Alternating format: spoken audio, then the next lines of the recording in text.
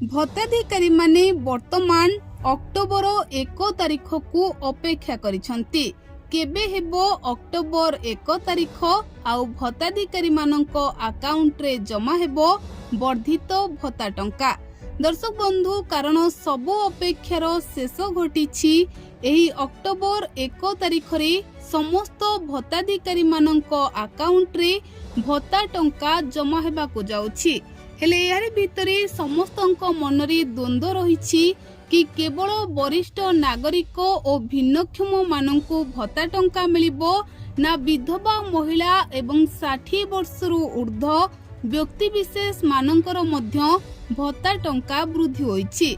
तेबे दर्शक बंधु आसंतु पूरा खबर उपरे नजर पकाइबा एवं केउ मानक अकाउंट को 3500 टंका अक्टोबर 1 तारिख दिन आसीबो आसंतु जानिबा।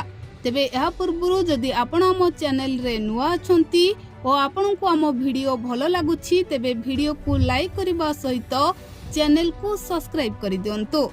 दर्शक बंधु 2024-25 बजेट रे मोहन सरकार भत्ता टंका वृद्धि करिसंती।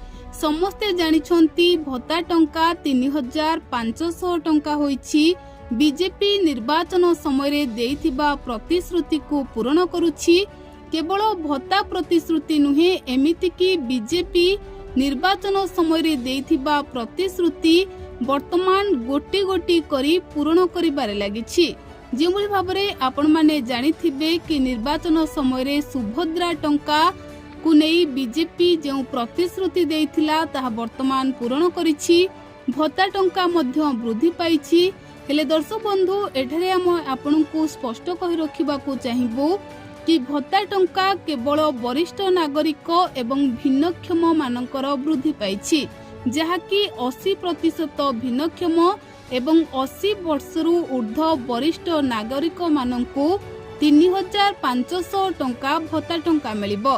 हेले एहारी भितरे आउ एक कथा हेउछि कि अक्टोबर 1 रे भत्ता टंका अकाउंट रे जमा हेबो बोली साधारण रे चर्चा हेउछि, किंतु एने सरकार कोनोसी सूचना देइ नाहंती।